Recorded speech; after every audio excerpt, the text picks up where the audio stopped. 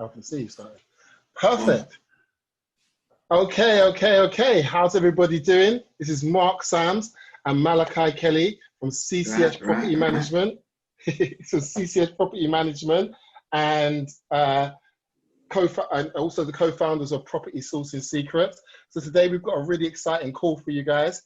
We're going to be talking about the affiliate program. We're also going to be talking about single let versus multi-let. We're going to be talking about MMV, management, maintenance and void periods. We're going to be talking about how to properly manage properties once you get the deals across the line. We're going to be talking about being professional and how to actually make sure that you get the deal and that the deal comes through. In addition to that as well, we're going to talk about one-on-one membership, mindset about taking action and getting stuff happening, how to sell the leads back into the community, and also what we're doing to grow our areas where we're going outside of London and into different areas across the whole of the country.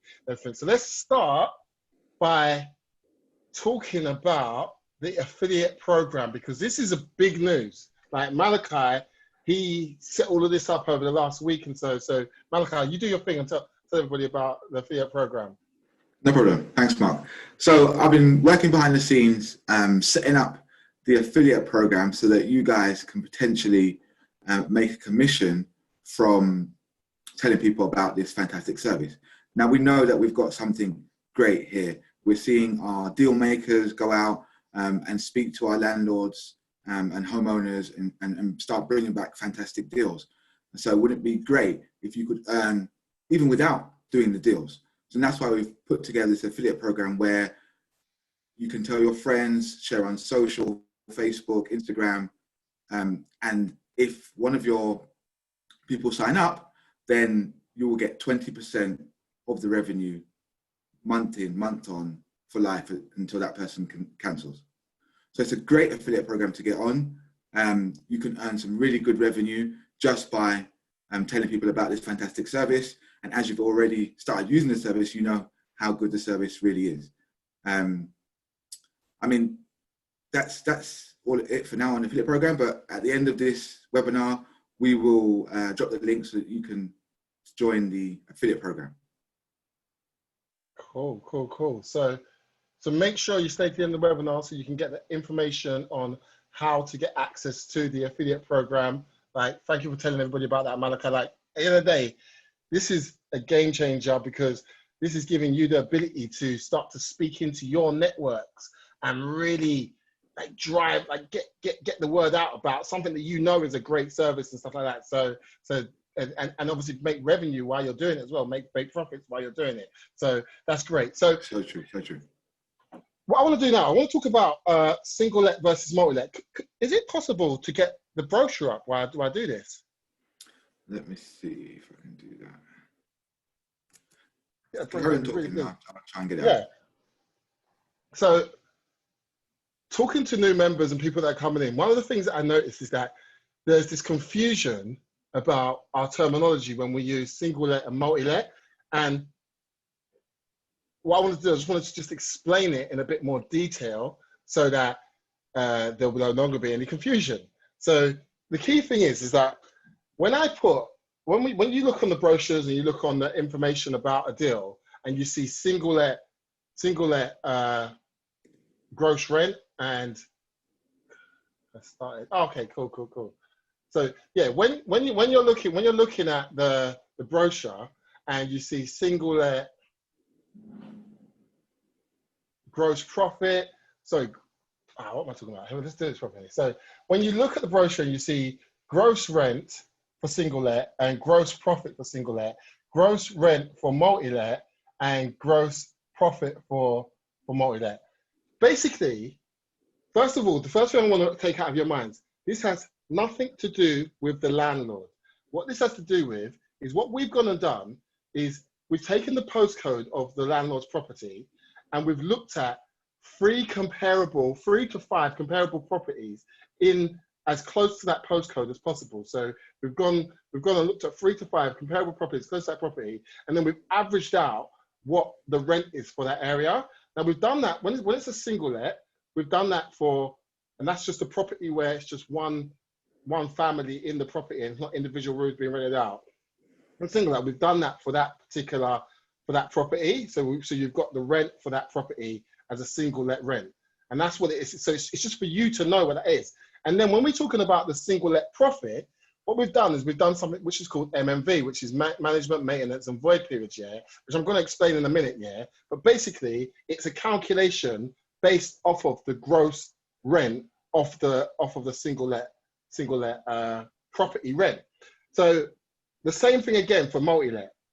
With multi-let, what we've done is we've gone to another website, and we've gone, and when you get the full brochure, you can see where the sources that it comes from. But we've gone to another website, and what we've done is we've said, okay, what if we're looking at multi-let? We've looked at like what is the room rate, because multi-lets is like where each room is being rented out individually. So what is the room rate for a 5-bedroom, a 6-bedroom, and so on and so forth in that particular postcode area, right? And then what we've then done is we've said, okay, that room rate is also typically with a multi-let or HMO is inclusive of bills. So we've put the actual room rate, and then we've added that room rate across the board. So if it's 5 rooms and the room rate was £1,000 per room, then that's £5,000 rental. That's just an example from a numbers point of view. So that's what that means. And then we've done MMV, management, maintenance, and void periods. You've got to start remembering these terminologies, because this is really important for you to be able to close these deals, right? On the gross rent of the multi-let rent amount. So hopefully that makes sense. So just to recap it one more time, right? The gross rent for single let and the gross rent for multi-let has nothing to do with what the landlord is expecting. That's what the actual market value of the rent is, yeah, for that particular area. And then what we've done is we've done calculations on what you should be offering the landlord and stuff like that, or what you potentially could be offering the landlord and what the potential profits could be.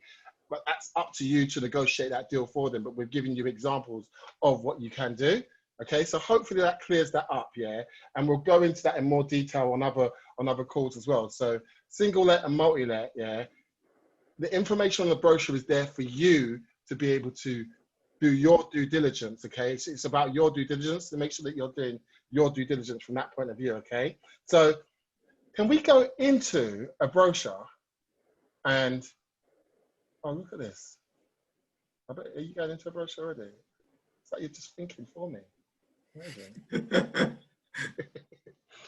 So I want to go into a brochure, and I want to just explain MMV. I think I'm going to explain MMV for weeks and weeks to come until I drill it into people's heads so they understand it.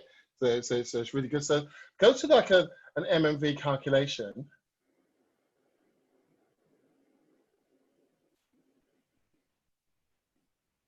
There we go. All right. So let me get this up. So basically, when we're looking at MMV, yeah, what we're looking at here, yeah, is management, maintenance, and void periods. And this is how you can actually offer rent guarantee. Now, the reason why I wanted to talk about this is because I've spoken to some people and they've gone to the landlords and they've made offers, and the landlord, and what's happened is the landlord sort of come at them and be like, no, I'm the lowest I can accept is this amount. And I think what happens is that the way that the landlord sort of is a bit aggressive towards them, they kind of feel like they can't negotiate the deal with the landlord.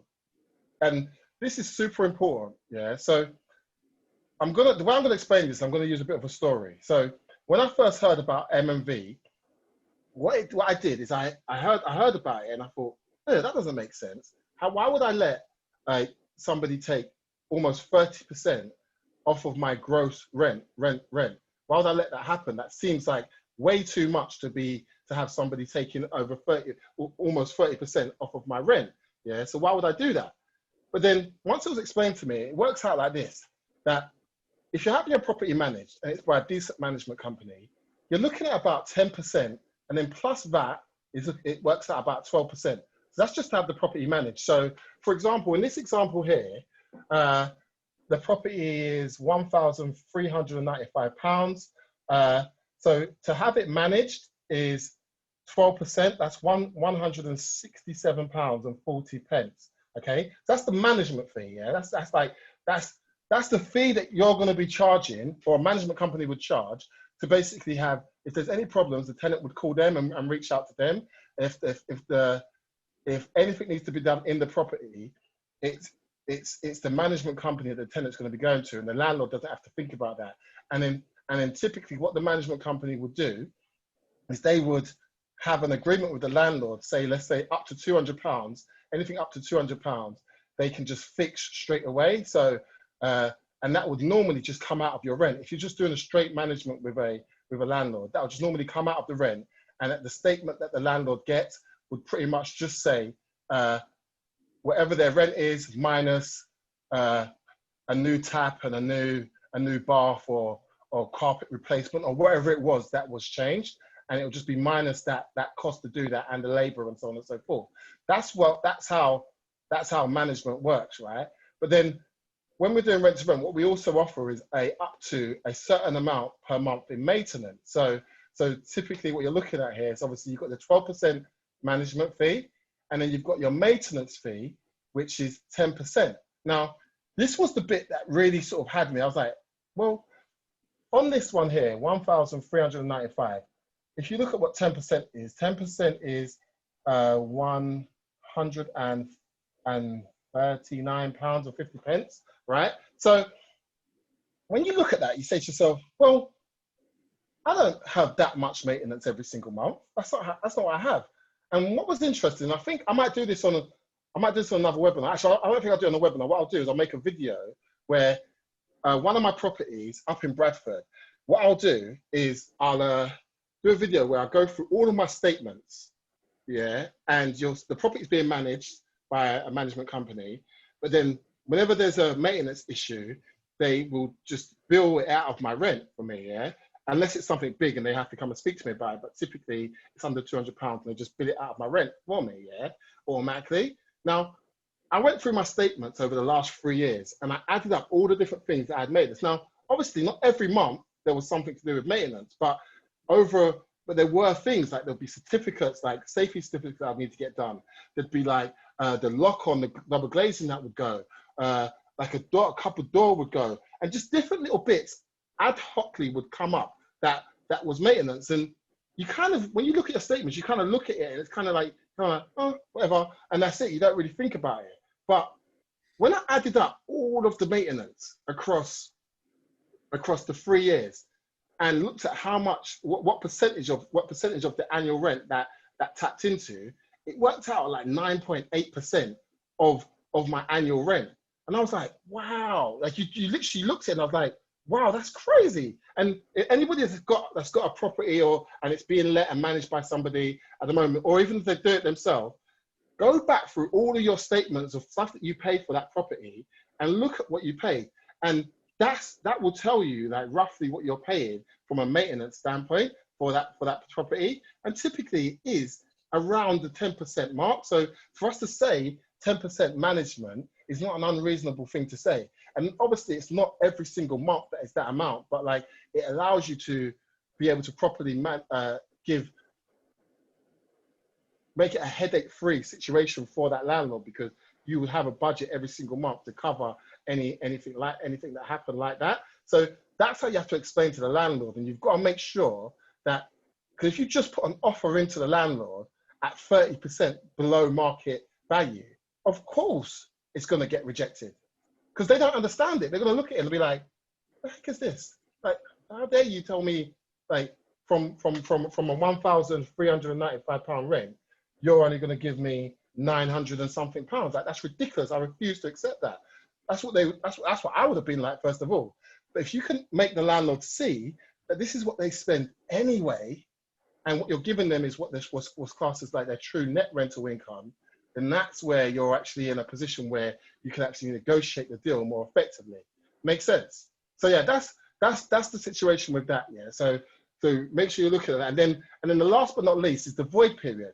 And it's acceptable to say that once every year, there is going to be roughly around a month worth of a void period. And this is, obviously it could be more, it could be less, yeah, but it's acceptable to say that an allowance of 1 month is feasible, because if you have a tenant changeover, in some cases you could have a tenant in within 3-4 days. But in some cases, it might take a couple of weeks. It might be that you need to do a refurb on the property and fix the property up again before you do it, and then re-advertise it to have people come back to the property. And it's reasonable to say about a month. So this is how you're explaining it to the landlord, and you've got to put these things forward to them so that they get it. Because again, as I said, if you just send them and you just say to them oh, it's this much, and it's this, I can offer you 900 quid, and they know that the market value for the rent is 1,300. It really can throw them, and they're just like, what are you talking about? Why are you looking to take that much out of my rent? But if you can explain that to them, then it allows you to negotiate. Another thing to bring to the table as well is that obviously you can explain that to them, and the key thing that's potentially going to happen is that they may say, well, over the last 5 years, I've only spent 500 quid on maintenance. And when someone says that first of all, that makes me think to myself, well, how is that even possible from a wear and tear point of view? Like that means the carpet must be threadbare, the walls must be really dying for some paint, and so on and so forth. So all you have to say is that when you go and do the viewing, you can be like, look, when I'm looking to attract tenants and stuff like that, we like to have a certain standard for a property. So that's why we want to do this and we want to do that to the property, and get the property to a standard where we can get top amount for the property. So it's just about being able to talk to them and doing your due diligence and really sort of knowing what it is that you're coming in to chat to the landlord about. Because if you go in unprepared, first of all, you're going to look silly. You're going to look like you don't know what you're talking about, and it's just not going to work out. So that's what you've got to be looking at when you're doing management, maintenance, and void periods, right? And when you're putting offers out to landlords. Now, don't get me wrong, you can tweak these numbers. You don't have to be at, I know there are management companies that charge only 6%, and you can do that if you want to. Now, I would advise not to, because at the end of the day, it requires work to properly manage a property. So I would advise not to just say, oh, that's it, I'm only going to charge 6%. But if you are managing the property in a way where you feel that you can get away with doing it for 6%, then so be it. But that's down to you, and that's down to your numbers and the way that you run your numbers, right? But this is us just doing it at what we class as the standard rate. So that's 10% maintenance, 12% management, and 1 month void period split up over 12 months, right? And as I say, you can mix and blend that depending on your risk tolerance and stuff like that, right? So yeah, that's definitely something that you should be looking at, and in regards to making sure you get the deals through. So now, another thing that you should do as well is don't just go in with one offer. Go in with 2 to 3 offers.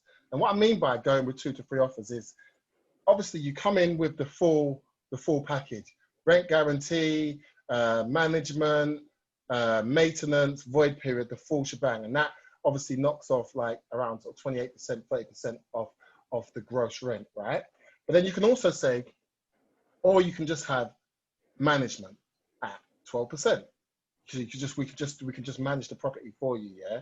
And that would still guarantee you £100 and something per month from that particular property. From this one that we're looking at right now, if the property had a higher gross rent, it was £2,000 a month or something of that nature, then that would be just over £200 for you every single month from that property. And typically things don't really go wrong every single month. So it's it'd be every 3 months, maybe every 3 months. Sometimes it swings in roundabouts, right? Maybe you might have a couple of things happen all in 2 or 3 months, and then you might have anything happen for another 3 or 4 months. So it's you get it sorted, and you have a team together, and you have your power team, your tradespeople that you can call upon, that are trusty and reliable, and that you can have come and fix things and get things sorted out for that particular tenant and that person living in that property.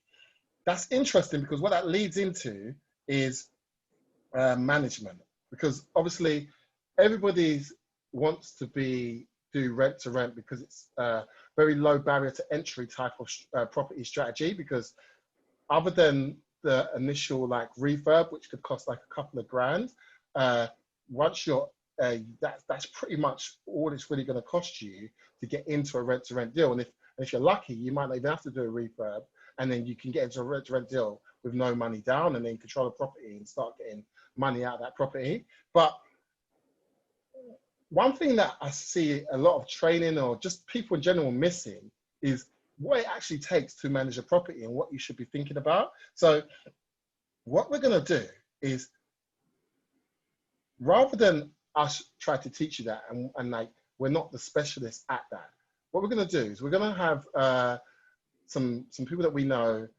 two ladies who specialize in that area. They specialize in managing HMO rent to rent type properties, and they've got some really cool tricks and tips that they can give you in relation to how to get that set up. So in a future Zoom call, webinar, mastermind call, they're going to have some specialists on in relation to management that are going to be able to help you, once you get a deal across the line, actually manage it really effectively, so that that landlord falls in love with you, loves the way that you're managing it, and potentially you could turn a rent to rent deal even into a lease option, because you're doing such a great job that they really trust you, and it builds a great relationship. So that's something that we're going to look at as well. Okay. So what have we gone through? We've gone through single let and multi-let, we've gone through MMV and the importance of it and negotiating the deal. Another thing with MMV as well is, obviously, when you're looking at a property, like let's say you're looking at like a 3-bedroom property or a 4-bedroom property, if there's the opportunity, and that's why one of the questions that we ask in our fact find that we do with our landlords is we ask about what additional space do you have in the property. So is there a living room? Is there receptions? Is there 2 receptions? Because what we're looking at is there an opportunity to turn some of the additional space into another room? Is there like an attic that could be converted into a room? Could something be built onto the side of the property? Can value be added? So that's something that we're looking at as well. So that's something that we're looking at as well. And when we're speaking to the landlord and we're doing the fact find, we're asking that question so that you can get to know, like you'll know that, okay, so it's a 3-bedroom property with the potential to turn it into a 5-bedroom property. And that's when things can get super interesting, because obviously when you can do that, what that allows you to do is that gives you the ability to say, okay, well, if the rent is £2 a month, if I turn those 2 rooms into bedroom, potentially you could get anything from £800 to £1,000 a month from the 2 additional rooms. Obviously, you have to make sure you go through the right procedures, making sure that you've got the HMO licenses there and everything. But when you're doing that, what that can allow you to do is that you can be more flexible then on the MMV, because you can say, well, I can get closer to the gross rent that the landlord would want for that property. I can get closer to that, knowing that by converting these 2 rooms into bedrooms, these 2 reception rooms into bedrooms, I'm going to gross an additional £1,000 a month, sort of thing. So that's where you can do things like that, and that's why we asked the question about additional space. So make sure that you're looking out for that question on the brochure, so you know what the situation is from that point of view. Another thing that I've noticed, me and Malachi was talking about this the other day, is that obviously we've got a mixture of people, right? Yeah, we're going to record the webinar. Just saw somebody sent a message. They are kindly asking to record the rest of the webinar. No worries. The webinar is being recorded right now. We're recording it twice just to make sure that if Zoom fails us, we've got it recorded on Camtasia also. So yeah, the webinar will be recorded and that'll be sent out to you. But another thing that we noticed, I was talking to Malachi about this earlier, is 2 things. So the first thing is this. When dealing with a landlord, obviously, you want to be, I'd say the key thing is this. First of all, make sure that you've done your due diligence. So when you go in and you do your viewing with that landlord, make sure you know what your prepared to offer that landlord and why you're prepared to offer that to the landlord, because it makes sense from a numbers point of view. Because if you know what it is that you're going to offer and why you're going to offer it, what that allows you to do is that actually allows you to be able to walk away from a deal, because if you accept anything else, you'd actually be putting yourself in, like you'd be putting yourself at risk from a liability point of view. And when you understand that, it makes it so much easier for you to sort of be like, this is the deal on the table. And you can put the deal to the landlord and say, like, this is the deal in writing. I understand if you feel that you can go and get better elsewhere, that gives you everything that I've talked about here, then feel free to do so. However, this is a deal that I'm ready to execute, and we can have going within like the next 24 to 48 hours. So if you go and see anybody else and you can't get a deal as good as this, then come back to us and this deal is good to go and we can make this deal happen. So make sure you understand your numbers and make sure you know why, when you're offering a landlord a certain amount. What I see a lot of people do is they'll just send a landlord like a proposal letter and say, yeah, this is what I can offer you for guaranteed rent. And then the landlord's just like, what? That doesn't make no sense. They either don't answer or they just refuse to accept it. Like that. But make sure you can explain exactly what it is that you're doing, why you're doing it like that, so that So make sure that you're doing that, so that you're making sure that the landlord understands what's going on, because it's a negotiation. It's for you to truly understand, for them to truly understand how you're actually able to give them rent guarantee, because you're not an insurance company. It's not like you have thousands of people paying 30 quid a month or something like that, and it's based on the fact that the majority of people don't claim and stuff like that. It's actually an investment that you're doing, and you have to make sure that you're covered in the way that you go about it. Do you know what I mean? So yeah, that's pretty much it. And there is risk to you as well, because if you get like a problematic tenant and it takes a long time to get that tenant out, that could really eat into your margin. It's the pros and cons of this whole thing. So those things can actually happen. Now, obviously, there's teams out there that can help get somebody evicted quickly and so on and so forth. But there are risks to it as well. So so the landlord's got to understand that, and you've got to put that across to them. And that's super important. And I think I was talking to somebody the other day, and I was saying to them that, like, if you went to the doctors and the doctor said, okay, I've got these 2 red pills for you, you wouldn't tell the doctor, no, actually, I just want 2 blue pills, please. Like, that's not how it works. The doctor prescribes you the remedy, and that's it. Like, and you take the remedy from them, or you go to a solicitor. You don't tell them how to write their contract for you. They tell you, this is the contract that I write for you, and this is legally binding. And they tell you that's right, and you accept it, and you pay their money. And if you say, actually, no, I don't want it written like that, I want to go elsewhere, they'll say, that's fine. You've been with me for half an hour. I'm going to bill you for that half an hour, and then you can go elsewhere as well. So when you sit down with a landlord, make sure you understand your numbers, and that when you sit down with them and you put your deal forward, make sure you put it forward concisely, that they understand exactly what's happening, and know that this is a real deal that you can actually execute on. And then walk away. If they accept it, then great. If they don't, then let them know that deal stands, and if they want to come back to it, then great. But if they don't, then you've got to walk away, because you've done your numbers and you know this is how you can make this deal work.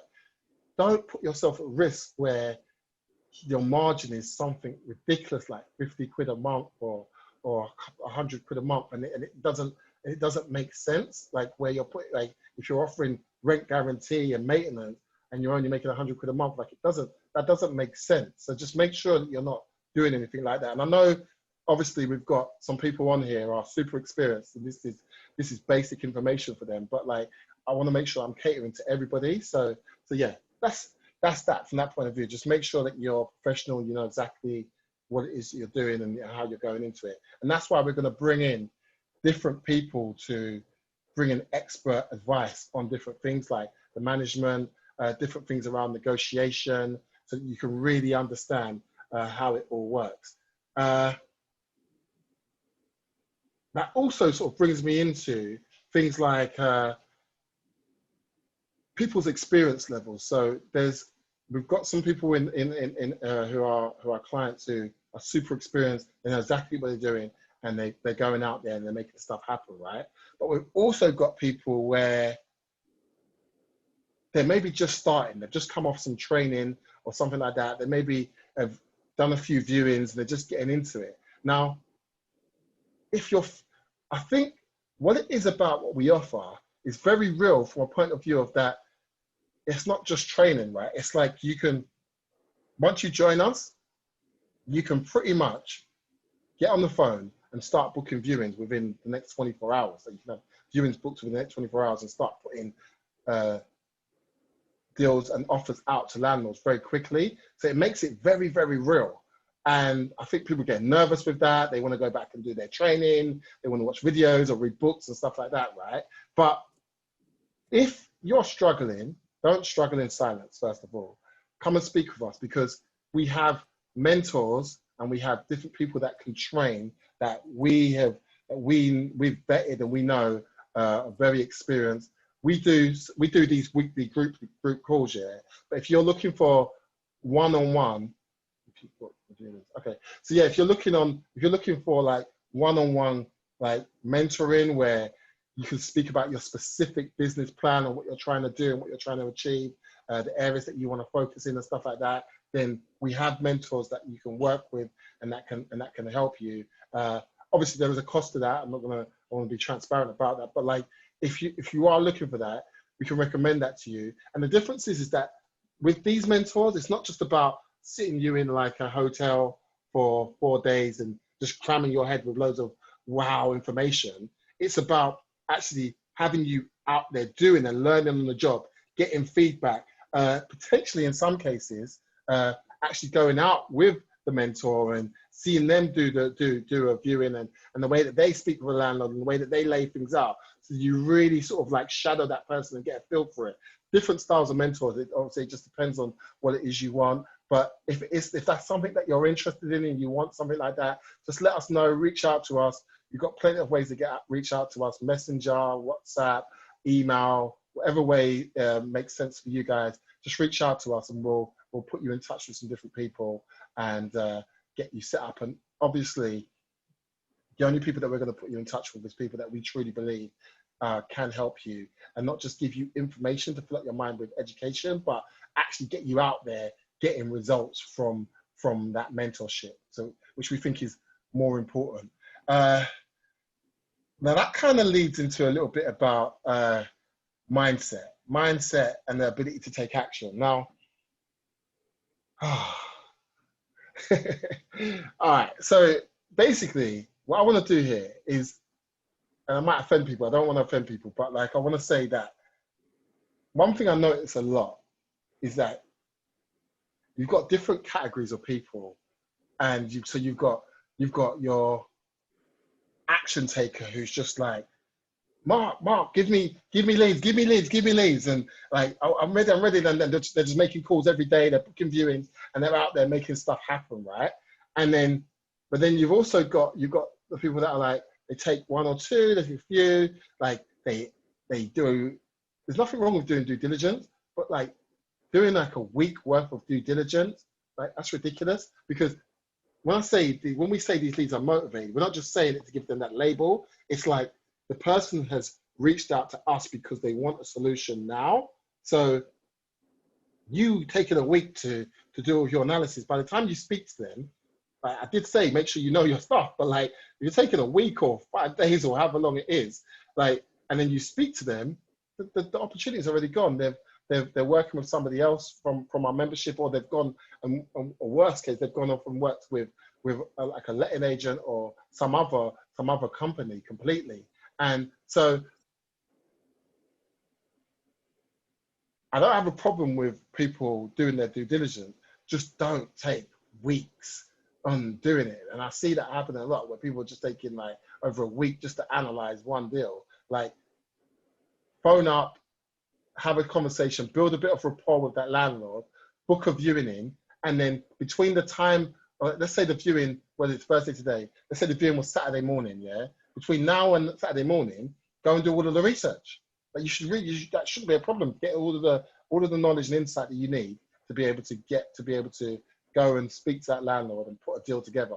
So really, once you get good here, like you should be able to do it within a couple of hours, sometimes even less, like if you're doing it right. So just make sure that you've got the right mindset about things as well. And another thing is that the other set of people that you have as well, you have people where they've gone on courses, and there's nothing wrong with courses. It's good to have education, right? But they've gone on these courses and it's like they're stuck in like they're education junkies, and they're stuck in this education sort of like, okay, I need to make sure I know everything first. I know exactly how this works, exactly what this does, and that moves me 2 centimeters to the left, and that moves me 2 centimeters. Like, don't get me wrong, you do need to have a basic foundation knowledge, right? But at the same time, you've got to be able, there's a point where here's a good example. You can't read a book or watch videos to learn how to drive.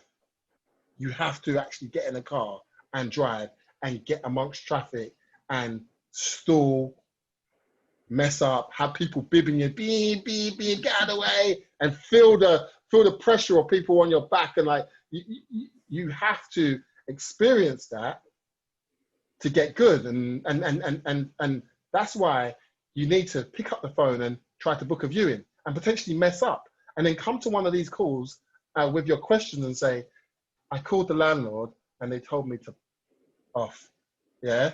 And I don't know why they said it to me. And I'll be like, and we can ask you, like, what did you say? What happened? And then we say, well, maybe you should have went in like this. Maybe you should have said that. And the next time you go in, you say, oh, call them now, book the viewing. And then you get out to the viewing and you maybe mess up the viewing. I'm not saying you will do, but maybe you mess up the viewing. Yeah.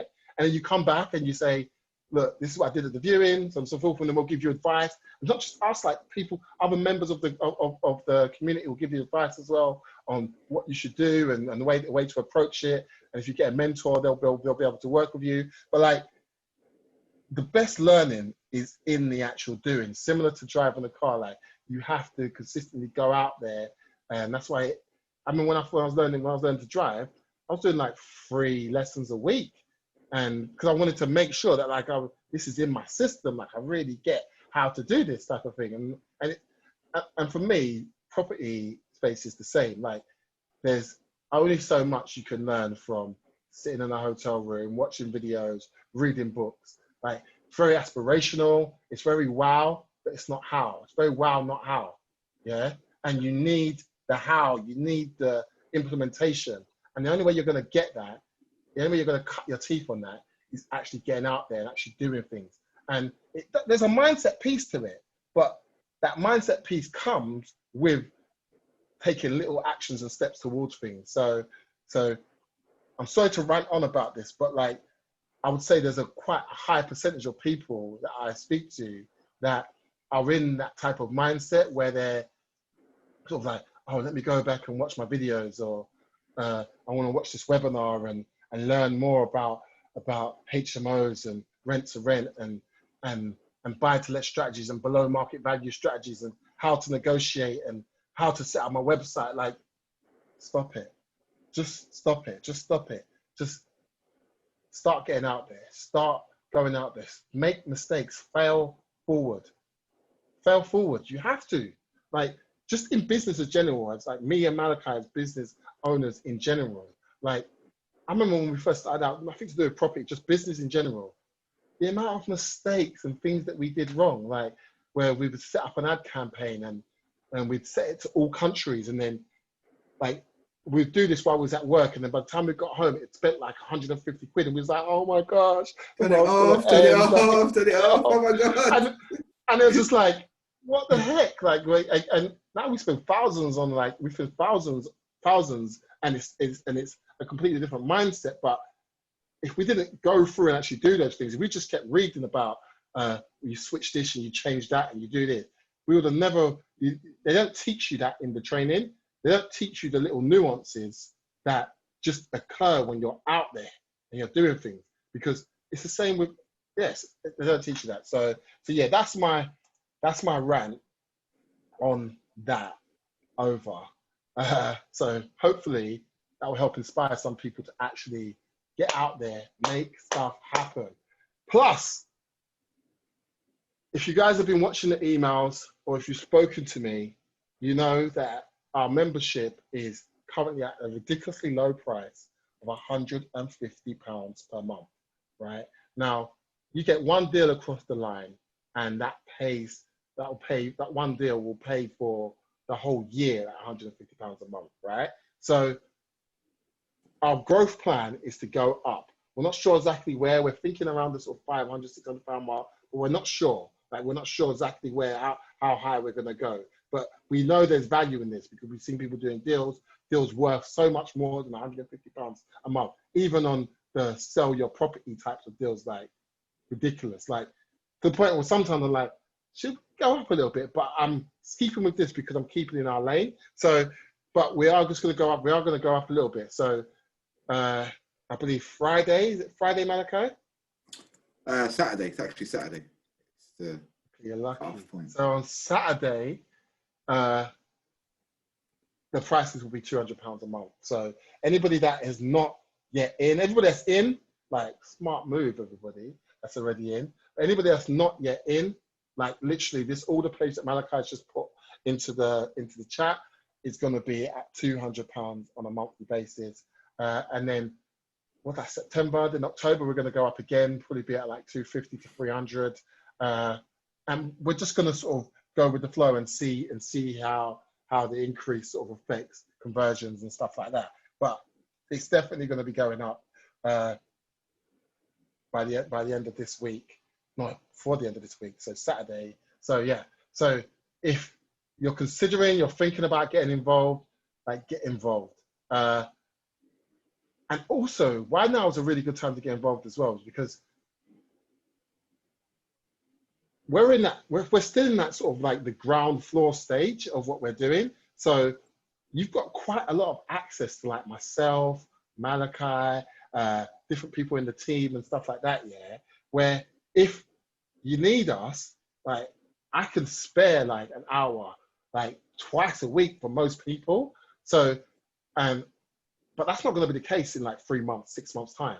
Yeah. So getting in now at this rate, and the value that you can get from actually getting the personal one-on-ones with me and with Malachi and in general, just, it's going to be of value to you. So yeah, that's all I'm going to say on that. You either make it happen or you don't make it happen. It's not going to make a difference to us.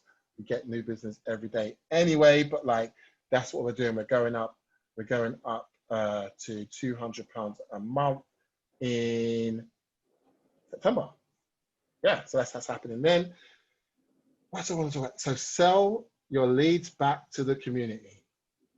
So an interesting thing that started to just evolve from us having this database and working with people is that we've had people where they've come back to us and they've got the deal basically agreed in principle from a landlord, or even a property ready to sort of go, and or it might be like a project where now they're, instead of, it might be like a project where they need like 20, 30, 40, 50 grand to get this project off the ground. Now, one thing that you can do with us as well, because obviously we have a group of property investors, sourcers, and agents as well, like people that are like property managers and stuff like that. Because of that, you can, when you use the deals in our platform, you don't always have to execute the deals just for yourself. Like, and the reason I say this is because I speak to a lot of people where they'll be like, listen, Mark, I'm only interested in working on this road and that side road. Only properties on this road, I'm joking, but this road and that side road, and that's it. Or they'll just say, I'm only interested in like Hounslow or a specific area. And don't get me wrong, there's nothing wrong with being area specific, but for £150 a month, next month £200 a month, yeah, you have access to all of the deals that come in.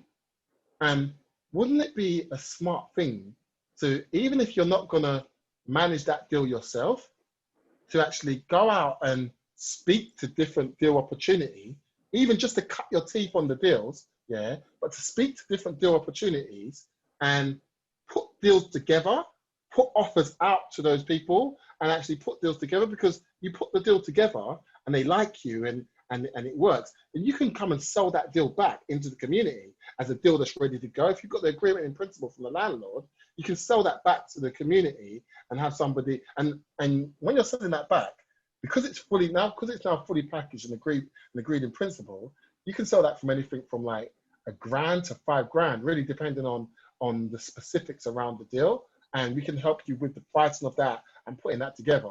So that's something that's super interesting. And what we're starting to see more and more of that happening. And we're privately behind the scenes, like when somebody comes in with a deal like that, we know, like we've got, because we're fully compliant, we know an investor that would want to take that on, and we'll put that to that investor or something like that. And then deals are happening behind the scenes. But because we're starting to see more and more of these types of opportunities coming in, we are going to potentially put a platform together for deals that are already fully packaged. So, and if you've got deals that are fully packaged, you don't have to even come from us. You've got deals that are fully packaged and you want a place to put them, to sell them, well, we're going to be creating a platform to be able to do that, so that you can put your deals in and sell them through our platform. And obviously we can just do a split on the fee for that particular deal. Let's see, what's the last thing? Oh, so when we first started, one of the things, I guess the mistake, and this is what it's about when it comes about failing forward. If we were just reading books, we wouldn't have done anything, or just watching videos about it, we wouldn't have done anything. But like, when we first started, the first thing we did, we got super excited. It was like, oh my gosh, we can get inquiries for landlords. Like, oh my gosh, this is going to be crazy. It's going to be amazing. So we put the advertising out across the whole of the UK. And I'm talking, we was having like leads coming in from Manchester, Glasgow, Bolton, like London, all over the place, right? But we didn't have people to execute on the leads. So we'd have all of these different deals coming in. I'm talking to all these landlords like, yeah, we've got agents all over across the country, but actually we didn't have people to handle all of the leads. And what happened is a lot of the landlord leads, they went dead, like they basically went cold, and they didn't turn into anything, right? So we basically stopped all the advertising. Well, we drawed it right back, and we said, okay, where do we have a concentration of like investors, agents, property managers that we can work with? And was like, okay, we have them in London. So we put our advertising, what we do, how it works is, if you imagine, you know that little pin on Google, if you imagine that pin, it's in central London. An 80-mile radius around that is the catchment area that we cover. So that covers everything within the M25. And what are some of the other areas, Malachi, like Oxford, like Reading? Trying to think of some of the other areas. But yeah, in essence, they're maybe about 20 miles outside the M25. 20 miles outside the M25. I mean, it goes as far as Milton Keynes, I think, up north. Yeah. But also what happens as well is you have like people that live in London, or when they're doing their search in London, but they have properties outside of London. I've got property up in Bradford, and do you know what I'm saying? I've got so I'm missing the property up in Manchester. So like you'll have people that live in London, but they have properties outside of London. So I'd say 80% of our database now is Southwest, North London, East London, right? And about another 20% of it is outside of London. So Milton Keynes, all different things, yeah. But what we're doing is when we're talking to people, like, so for example, somebody just come on recently who is interested in areas like, what was it, Derby? Yeah, around Derby, Nottingham. Yeah, those types of areas, right?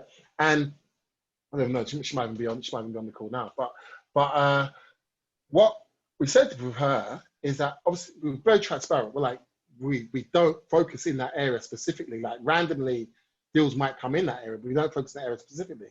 But because she actually got experience and she's got deals under her belt and so on and so forth, we knew that if we set a campaign live in and around that area, that she would be able to execute on those deals. So we are looking for people who can take these deals, who could take deals outside of London. So like different areas, like as I say, Derby, Manchester, different parts of the areas. And if you need to have experience though. Just to be honest with you, because if we're going to spend money in those areas to advertise in those areas, you need to have at least 2 to 3 properties under management under your belt already for this to work for us. Yeah, for us to be able to do this for you. But if you're outside of London and you're looking at how, like, and you want us to source properties for you outside of London, then have a word with us, and we could put like a customized campaign together for you. And obviously, if you're the first person in that particular area, all those deals will go to you, and you'll get to benefit from those deals all yourself. So yeah, that's what we're doing from a growth perspective of how we're expanding out into the rest of the UK. So anybody that's outside of the UK, you can do that. In addition to that, Malachi, it's like me, you're thinking the same, bro. Like, now, let's say right now, you might know somebody that's up in Birmingham, somebody that's in Bolton, somebody that's in West Yorkshire or wherever, and you'll be like, that person wants to get rent-to-rent deals and stuff like that.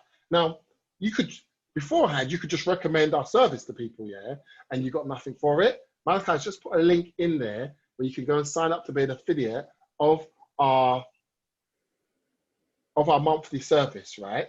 And when you're now affiliate, you can get 20%. So if you're part of any groups, if you're part of any WhatsApp groups, any Telegram groups, any groups where you know people could benefit from this being part of it, then join up to the affiliate program, get your messaging, get the word out there, and make money while sharing a really great service with people as well.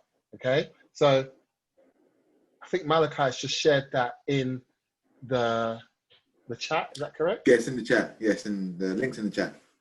We're also going to send it out on probably most emails coming up over the next like couple of weeks to really build this up. Yeah, so that's really where we're at. Have we got any member questions? In fact, the member question was, I basically turned it into a topic around single let and multi-let and the MMV and the being professional thing. So that kind of covered that. Is there anything else in there now that I need to look at or go over?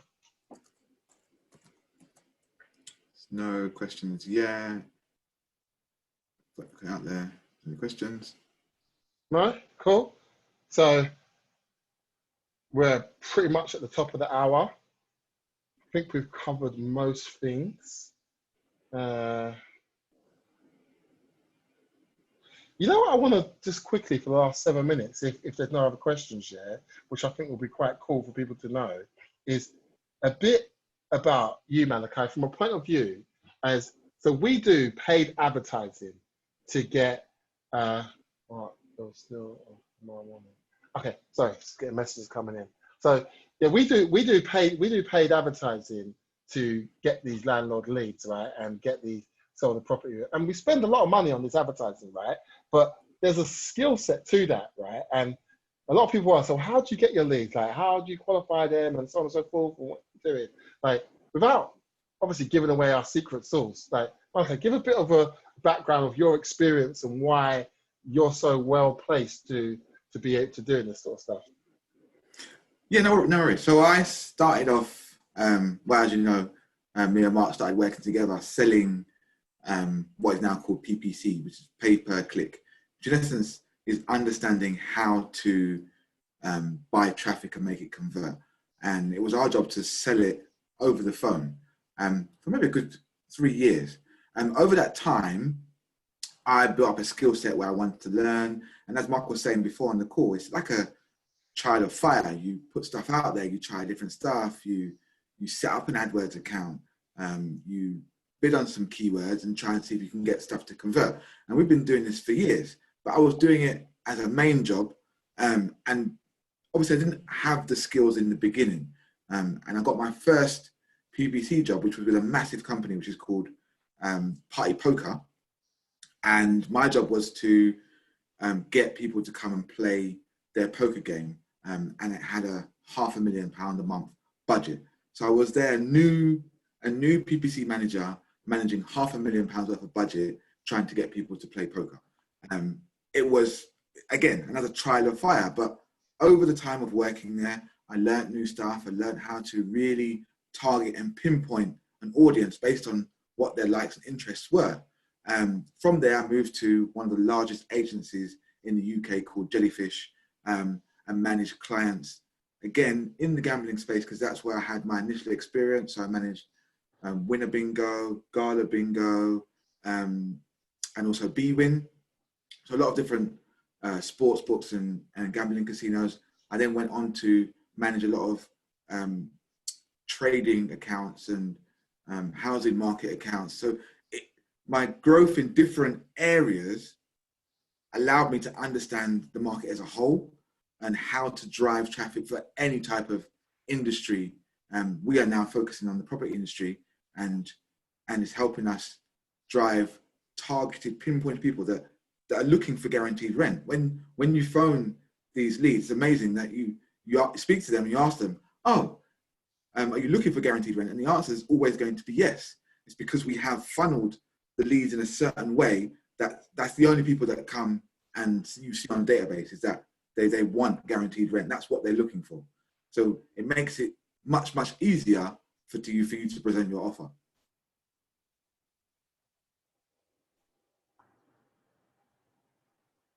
Cool. So that's like, and obviously I spoke about myself, I'm not going to talk about myself again. So like, but that's the thing. Malachi, like, he's a genius when it comes to this stuff. Like he kind of just puts it out there like, yeah, this is what I do, da, da, da, da. But when it comes to understanding the numbers, really looking at how do we drill in deeper and find more people and so on and so forth, he's really got this down. And it's not necessarily always about, because I've spoken to people where they're like, oh yeah, I'm getting like 50, 20 landlord leads a day, yeah.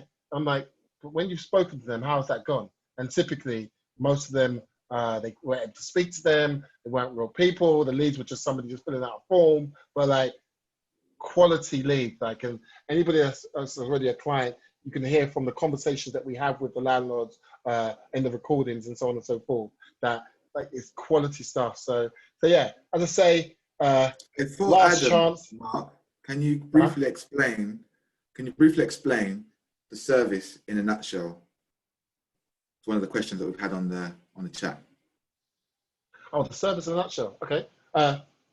We generate motivated landlords and sellers, landlords that want their properties taken off their hands, and they also want the rent to be guaranteed for a period of time, typically 36 months to 5 years.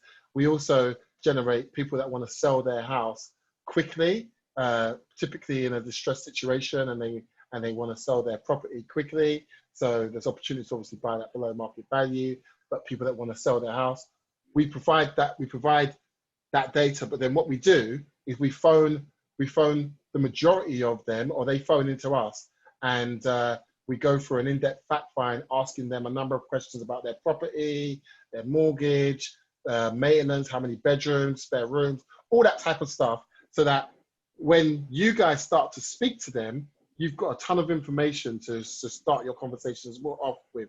What we don't do is we don't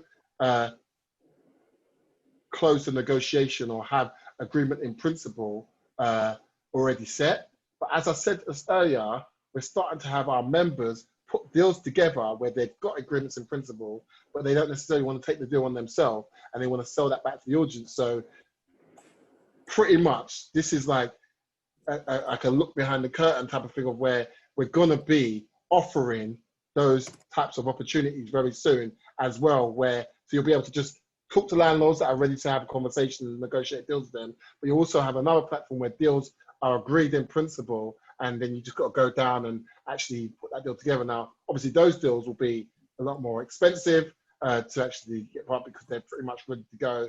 That's just like pretty much signing just to make money. But yeah, that's pretty much what we do. Hopefully that was helpful. Hopefully that gave people what they needed to know. No, that was good. That explained it well. Thanks, Mark. Thank you. Any more questions? Who was that from? That was from Adam. Hey, Adam. And thank you for the question. And I'm trying to think. I think that's it. We're at the top of the hour. We're at the top of the hour. Yeah, I think I want to go and relax with the family. Everybody else, have a good evening. Thank you for participating. For those that are on the replay, please enjoy. Make sure you get signed up if you're not already signed up, and we'll speak to you soon. Bye. Later people.